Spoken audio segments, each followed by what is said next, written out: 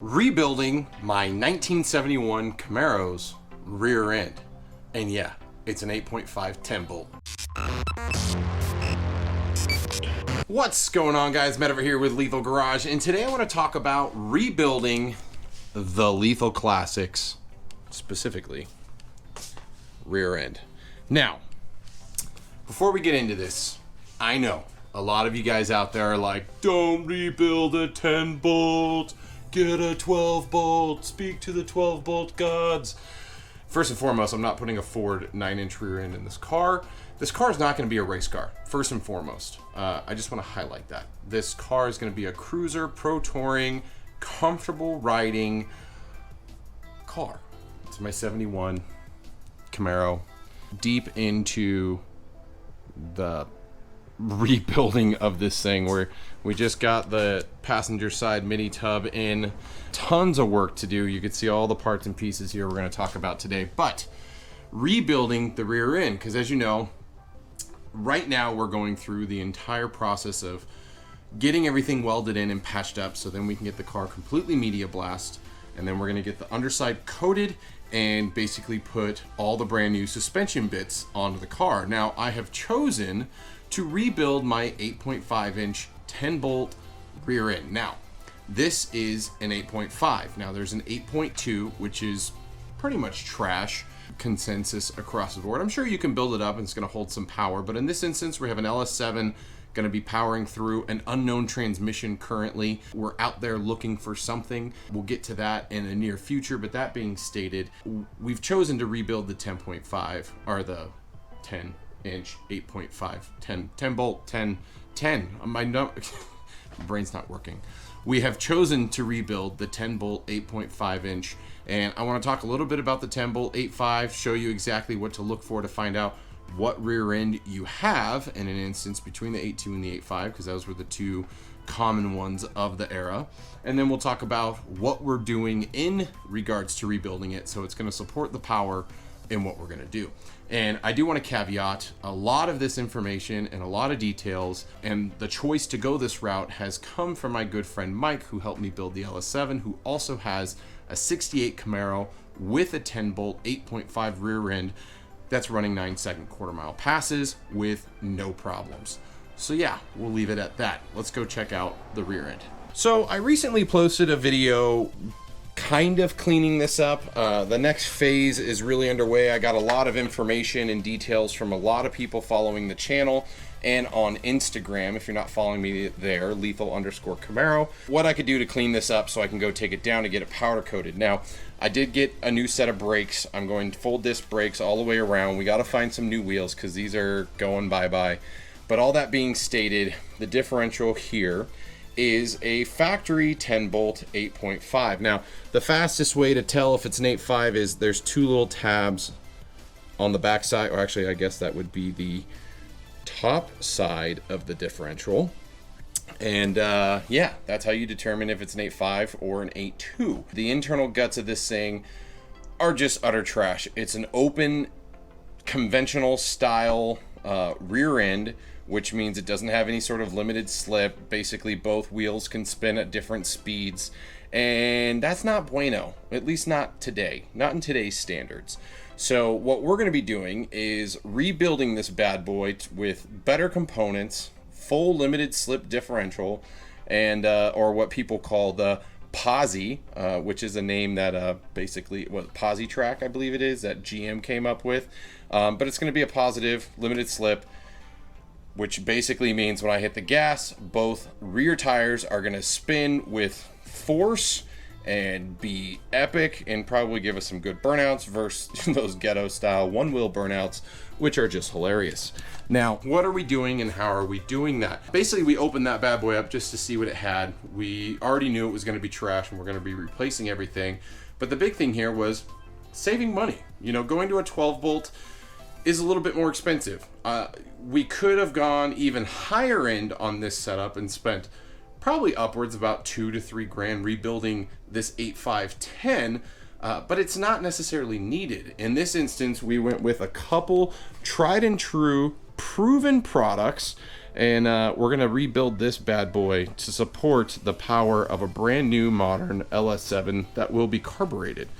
So in that, what did we go with? Well, we did go with the Richmond high performance ring and pinion set. This is the 373 gears. Overall, it's a pretty straightforward setup. It's nothing too crazy. Again, as I highlighted, I'm not planning to drag race the car, so we don't need to get into that 4.0 range in regards to gearing, but I think the 373 is going to be a really good middle ground in the sense of we want this car to cruise, we want to drive it on the freeway, we want to enjoy it at car shows, maybe we want to go take it up in the hills and the mountains and all that kind of stuff without it just sitting at really high RPMs. Now, it is an LS7 and it can rev to the moon, but yeah, it's 373 gears. Now, we also got the Richmond basically rebuild kit, all the seals, all that greatness. It's going to look nice and pretty. Now, the ring and pinion is one thing, but as far as the entire setup in regards to how the wheels are going to control, how that power is going to get distributed left and right, is going to come down to the Auburn Gear limited slip differential. Now, we chose the high performance series over their pro series.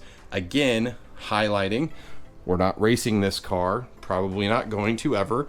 And honestly, the cost between the two is so inexpensive. If we did want to rebuild it for racing applications, which I'm not planning on doing, we could do that pretty easily. But this is going to bring all sorts of greatness with limited slip compared to the open system it is now. Again, allowing us to put power down across both wheels, and then also offering kind of modern day technology in a sense where if one wheel's losing traction, it's going to put more power to the wheel that still has grip, which is great. So we can open it up and check it out. If you guys never seen, one-handed. Let's try this one-handed. Set the camera down, kind of. So there you go. It is not open. So typically in open, there's literally going to be nothing in the center, but your axles obviously go in both sides. And yeah, it's a really cool little setup. We'll just set that down because it's kind of heavy. Now, as you guys saw, the rear cover is, well, it's factory OEM. It's terrible, and it's gone through hell and back. I mean, this thing is almost 71 to 2019, so 30, 40, 50, almost 50 years old, getting there, getting pretty dang close. So what we're gonna do is we did go to GM Performance. They have a lot of awesome things, and we're going with a black crinkle bow tie diff cover. It's really pretty.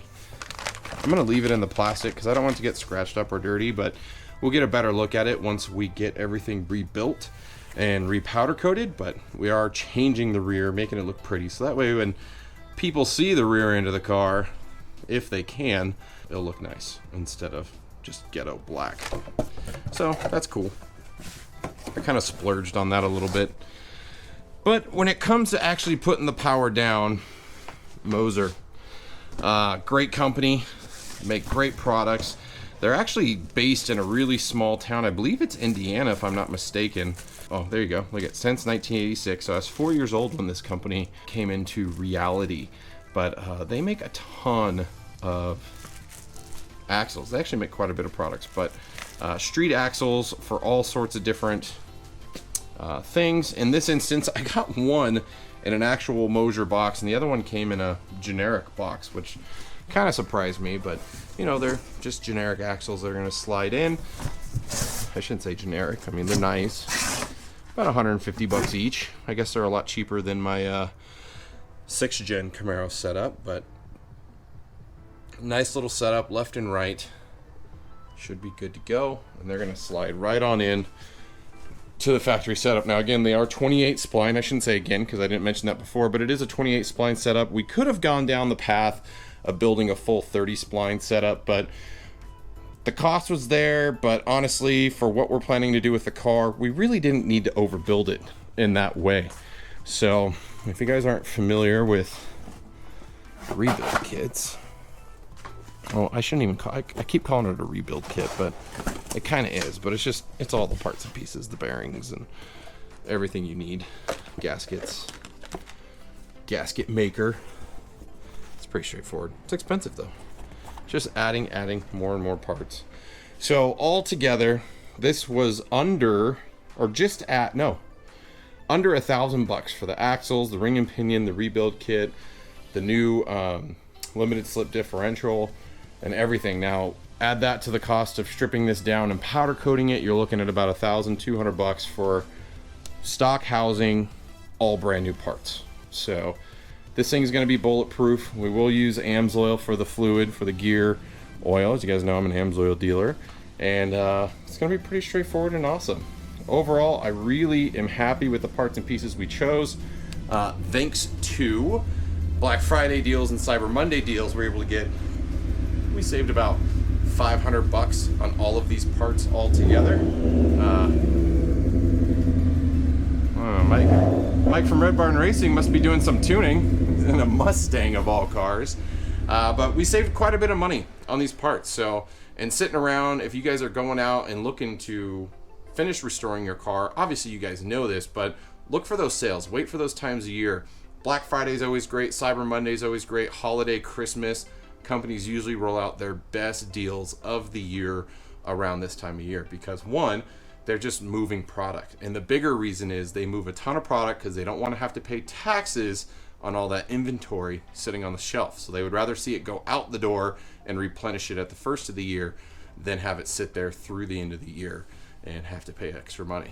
A little bit of information on why companies do that. But yeah, so super excited to get this all together. I will be hiring Mike to build it all, but we will definitely be recording and showing you how that all works because I've never done it and I want to learn. And Mike here is a professional. I say that and he laughs every time.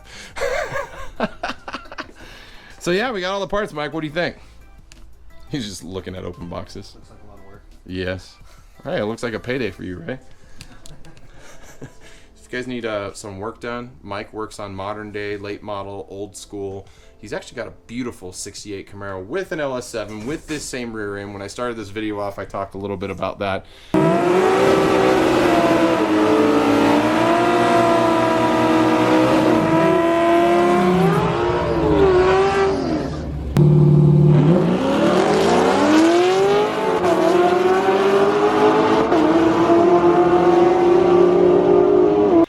So Mike's checking everything out, make sure we got the right parts. Oi. Where's the stickers? I took it. It's right there. Sticker. Where's the stickers? Maybe a sticker will work. We call it 29 spline with the sticker. But that's all I got, guys. If you guys want more information around the 71 or follow aspects of the build, hit that subscribe button. Tons of videos walking through all of this. Obviously, we're going to be working with Mike here to rebuild the differential, so we'll walk through that entire process and how that's done. And hey, don't take it out of the plastic. I guess it's not even. Oh, he's stealing it for himself. Mike the thief. He's not a thief. But yeah, so hit that subscribe button. Thanks for checking out the video. Let me know what you guys think. Do you guys have a build you're working on? What rear end did you go with? Why? Again, there's 1.5 million reasons out there why people do different things. But here, let's get Mike's take. Mike, you know the drama about people are like, oh, don't build a 10 bolt.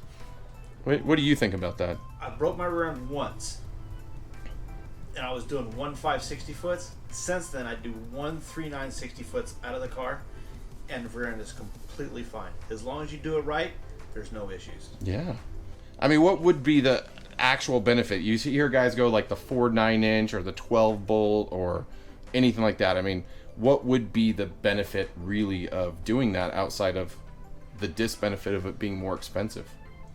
Well, the 12 bolt and the 9-inch are a lot stronger, but they're also more parasitic. Being naturally aspirated, trying to get the most out of your motor, things of that nature. You want to keep all of your drivetrain parts as light as possible. So doing that, the 10 bolt is lighter, but you have to throw a little bit more money at it to make it sustain and hang with the little extra power the LS7 will put down. But let's be honest, like a little bit, I mean, it really wasn't that expensive. I mean, I was expecting to spend like upwards of $2,000, and this came in at like under $1,000 after all the rebates and everything. Right, and then, you know, if you look at what it'd take to put a 9-inch in the car, you're probably looking close to $4,000. Holy crap. Yeah, see? lethal budget build. 8.5 inch 10 bolt. Let's do it. So yeah, that's all I got. Thanks for that insight, Mike. Appreciate it. As always, again, I'm just repeating myself. Hit that subscribe button if you guys want more content. See how this build goes out. And obviously, once we get this car up and running, there will be the inaugural burnout after we break in the motor, which will be the epic burnout. That's how we break the motor in. Perfect. That's exactly what I was expecting him to say. So yeah, that's it. That's all. Thanks for checking it out. And until next time, guys, see you on the road.